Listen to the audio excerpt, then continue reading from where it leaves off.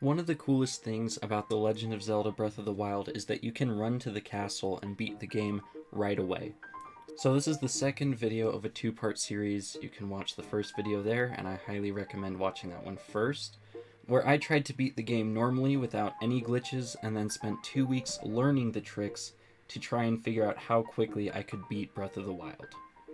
So last time we covered the Great Plateau, and now we're getting off the plateau and covering the rest of the game, doing it without tricks and with tricks. If you like the video, consider subscribing, and let's get right into it.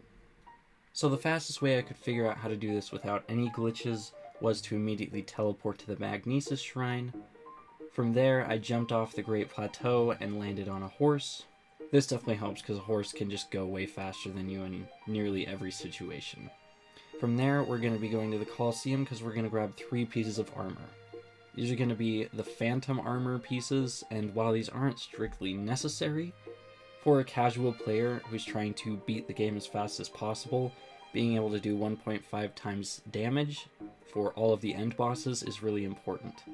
So while riding our horse all the way to the castle, we're just going to pick up the other 2 pieces of armor, and then from there we're going to ride into Castle Town. After we make our way to the castle, we're just going to be battling our way past guardians, killing enemies to get weapons, cooking food just so we can have a better chance of surviving, and navigating around the malice that's all over the castle, preventing us from just climbing straight up. So we're going to have to go over, around, whatever it takes, until we eventually can walk into the sanctum and take down the bosses. There are 6 bosses at the end of the game, which makes it pretty difficult. The 6 bosses we have to take on are Wind Blight, Water Blight, Fire Blight, Thunder Blight, which is the most dangerous of those 4, and then Calamity Ganon, which might not be the most dangerous, but can take a stupid amount of hits. After that, we have the last boss, which is Dark Beast Ganon, which is honestly a huge joke.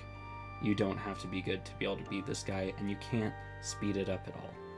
So, by using no glitches, I was able to go from getting the paraglider to defeating the end boss in 39 minutes and 8 seconds. So after that, I spent 2 weeks learning all the speedrun glitches I would need for the Great Plateau and for this, and here's what I have to show for it. Right when you get the paraglider, you're immediately just going to jump out the window and do a wind bomb. I explained these much better in my last video, but essentially you're pushing the bombs into Link to make him fly faster. From there, we're just going to be getting the armor again, and we're going to be just doing these wind bombs from armor piece to armor piece. And we're going to be continually doing this. I have a variety of different setups for different places to wind bomb off of, which took a while to learn.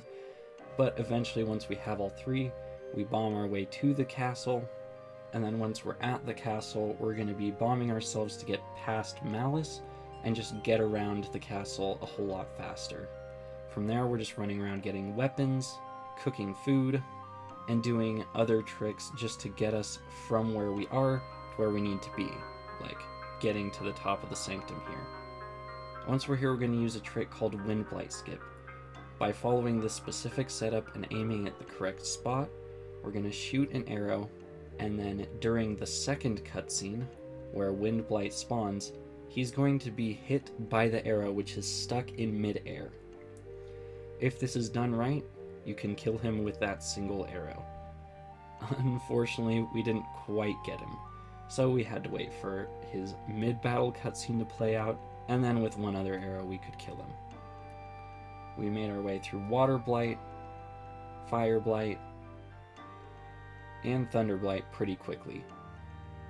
Those were all pretty standard, but Calamity Ganon has a really cool thing that you can do when you parry an attack. In his second phase, he's pretty much invincible, but we can do this thing called stun locking. So what we do is we're just going to do spin attacks, and then we're going to slam our weapon when he goes up. It takes a little bit of practice to get the timing down, but I was able to execute it pretty well here. You also just have to manage your stamina, because running out of stamina would ruin this, because you wouldn't be able to do the whole spinning thing. But luckily enough, I managed to get it pretty well, and we're able to take off a ton of health really quickly.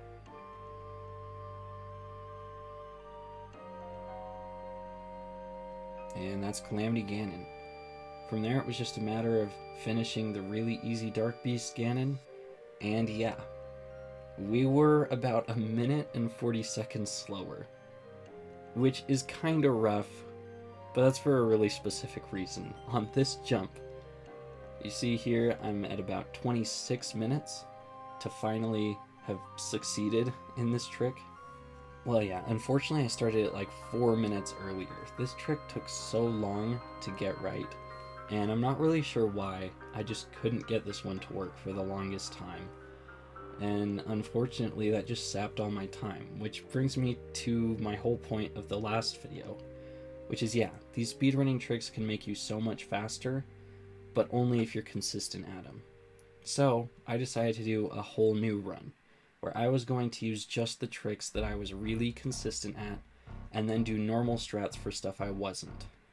So for instance, I did the skip out of the Shrine of Resurrection, which is pretty simple and saves a couple minutes of time. I also did stuff like fall damage cancels, and doing things like skipping a lot of the puzzles in the shrines, stuff that I could do first or second try no matter what. And then for harder stuff, like doing the wind bombs across Hyrule, I rode horses, and I took the route through the castle that doesn't require wind bombs. The really rough thing that happened though during this run is Wind Blight skip. I have a really bad controller that likes to drift, and this is a super specific setup.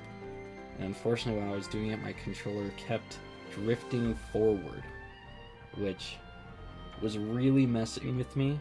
But by the time you're watching this, my new controller will have arrived just in time so that I can play Tears of the Kingdom on stream without that issue.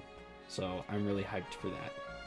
But in the end, that wasted a total of 8 minutes of time before I was finally able to work the trick to where it wasn't moving Link. But back to the stats. I was able to get the paraglider at 23 minutes and 40 seconds, roughly 4 minutes faster than my times in the last video. And I was able to beat the game in an hour, 3 minutes, and 13 seconds.